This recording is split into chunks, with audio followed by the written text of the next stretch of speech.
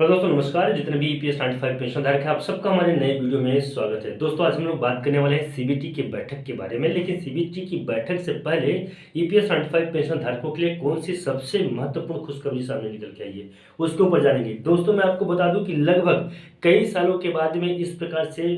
Decision लिया जा रहा है ईपीएस 95 पेंशन धारकों के लिए। ईपीएस 95 पेंशन धारकों के लिए आज तक में पहली बार ऐसा किया जा रहा है। अभी तक में ऐसा कभी नहीं किया गया कि ईपीएस 95 पेंशन धारकों के लिए इस प्रकार का डिसीजन लिया गया हो। सीबीटी की बैठक से पहले ऐसा इस प्रकार की तैयारी की गई हो। पूरी तैयारी के बारे में हम जानेंगे कि ईपीएस 95 पेंशन धारकों के लिए इस बार के सीबीटी की बैठक से पहले कौन कौन सी तैयारी की जा रही है और क्या इस तैयारी से ईपीएस 95 पेंशन धारकों को पेंशन की राशि मिल जाएगी या नहीं मिल जाएगी। सबसे पहले मैं आपको बता दूं कि ईपीएस 95 पेंशन धारकों के पेंशन में वृद्धि करवाने के लिए जब माननीय कमांडर अशोक रावत जी सीबीटी के सदस्यों के साथ में मुलाकात कर रहे थे, उस मुलाकात के दौरान ही उनको बताया गया था कि ईपीएस 95 पेंशन धारकों के पेंशन में इसी सत्र में वृद्धि करने की कोशिश की जाएगी। इसीलिए माननीय कमांडर अशोक रावत जी ने अपने संबोधन में भी ये कहा था कि इसी संसद सत्र और साथ में इसी सीबीटी की बैठक में यह पूरी कोशिश उनकी होगी कि ईपीएस 95 पेंशन धारकों को न्याय मिल जाए। अब हम बताते हैं कि ये बात कहां से निकल के आई थी। कुछ दिनों पहले की मैं आपको बता दूं कि जब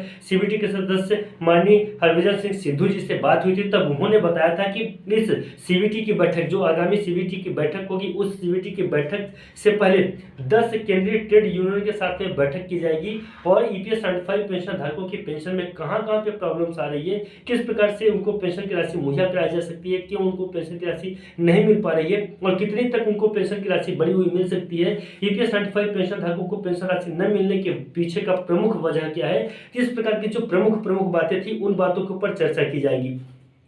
इसके अतिरिक्त दूसरे नंबर पे क्षेत्रीय यूनियनों के साथ में भी बैठक होगी और क्षेत्रीय यूनियनों के साथ में भी बैठक के दौरान इन्हीं सारे मुद्दों के ऊपर चर्चा की जाएगी। यानी कि अब तो यह निश्चित हो जाता है कि अगर 10 केंद्रीय ट्रेड यूनियनों के साथ में बैठक होती है और दूसरे नंबर पे क्षेत्रीय यूनियनों के साथ में अगर बैठक होती है तो ईपीएस 95 पेंशन धारक हैं, यूं कह दे कि जो भी पेंशन धारक हैं उनकी जो मूलभूत आवश्यकताएं हैं उन आवश्यकताओं के ऊपर भी प्रकाश डाला जाएगा और दूसरे नंबर पे उनको किन किन चीजों से समस्या हो रही है, किस किस चीजों के साथ में उनको किन किन चीजों की समस्याओं का उनको सामना करना पड़ रहा है उसके ऊपर भी प्रकाश डाला जाएगा। तो दो बातें क्लियर हो चुकी हैं। अब जो तीसरे नंबर पे है सबसे अहम बात है ईपीएस 95 पेंशन धारकों के लिए तो महासंघों के साथ में संयुक्त बैठक की बात की जा रही है। संयुक्त बैठक की बात है कि इसमें सीबीटी के सदस्य भी हो सकते हैं, ईपीएस 95 पेंशन धारकों के लिए भी हो सकते हैं, राष्ट्रीय संघर्ष समिति के सदस्य भी हो सकते हैं और भी हो सकता है कि इसमें ईपीएस 95 पेंशन के धारकों के साथ साथ में या सीबीटी के सदस्यों के साथ में किसी अतिरिक्त को भी इसमें बैठाया जा सके। दूसरे और भी जो महासंघ है, बहुत सारे संघ है, बहुत सारी संस्थाएं हैं, उन संस्थाओं को भी इसमें सम्मिलित किया जाए। तो अब मैं आपको बता दूं कि ईपीएस 95 पेंशन धारकों के लिए पहली बार किया जा रहा है, काफी दिनों के बाद, काफी लंबे समय के बाद में, यानी कि आज तक में जब भी सीबीटी की बैठक हुई है उस सीबीटी की बैठक से पहले ये आज पहली बार किया जा रहा है ईपीएस 95 पेंशन धारकों के लिए। इतना बड़ा कि ईपीएस 95 पेंशन धारकों को इस बार तो यह निश्चित हो जाता है कि ईपीएस 95 पेंशन धारकों के लिए किसी न किसी प्रकार का निष्कर्ष अवश्य निकल आएगा। यानी कि जितने भी ईपीएस 95 पेंशन धारक हैं सभी कोई खुश हो जाए। इस वीडियो को जितना ज्यादा हो सकता है उतना ज्यादा साझा करें, शेयर करें और साथ ही साथ में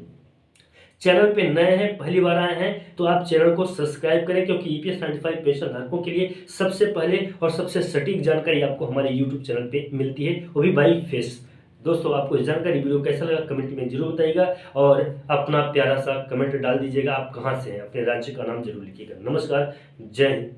जय भारत।